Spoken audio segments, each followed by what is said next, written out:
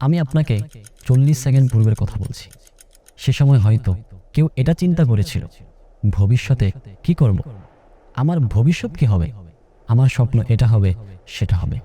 কেউ হয়তো আল্লাহ পাকের ইবাদতে ব্যস্ত ছিল, কেউ ঘুমিয়েছিল, নতুবা নিজের কাজে ব্যস্ত ছিল।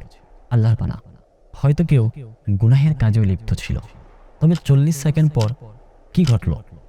40 সেকেন্ড পর ভূমিকম্পের কারণে সকল কিছুই ধ্বংসস্তূপে পরিণত হয়ে গেল এক নিমিষেই।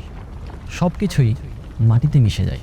ভয়াবহ ভূমিকম্পে তুরস্ক, সিরিয়ার হাজারো মুসলমান হতাহত ও শহীদ হয়েছে।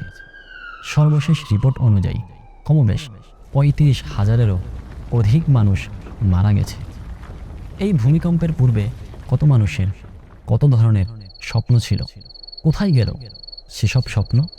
সর্বশেষ রিপোর্ট অনুযায়ী 6,000-এরও বেশি বিল্ডিং ধ্বংসস্তূপে পরিণত হয়েছে কেবল একটি ভয়াবহ ভূমিকম্পে। চিন্তা করুন, আমরা কতটা দুর্বল, তবুও আমরা গরিমার সাথে জীবন অতিবাহিত করি। দুনিয়ায় এমনভাবে চলাফেরা করছি, মনে হচ্ছে মৃত্যু আসবেই না। দেখলেন তো, একটি ভূমিকম্পে সকল কিছুই ধ্বংস হয়ে গেল। এটাই দুনিয়া। ফিরে আসুন আপন রবের দিকে। প্রস্তুতি নিন কবর ও আখিরাতের, অন্যথায় পরিণাম হবে খুবই ভয়াবহ। সিদ্ধান্ত একান্তই আপনার। চিন্তা করুন, এই ঘটনার পরে নিজেকে পরিবর্তন করবেন, না পূর্বের নেই গুনাহ ভরা জীবনে লিপ্ত থাকবেন?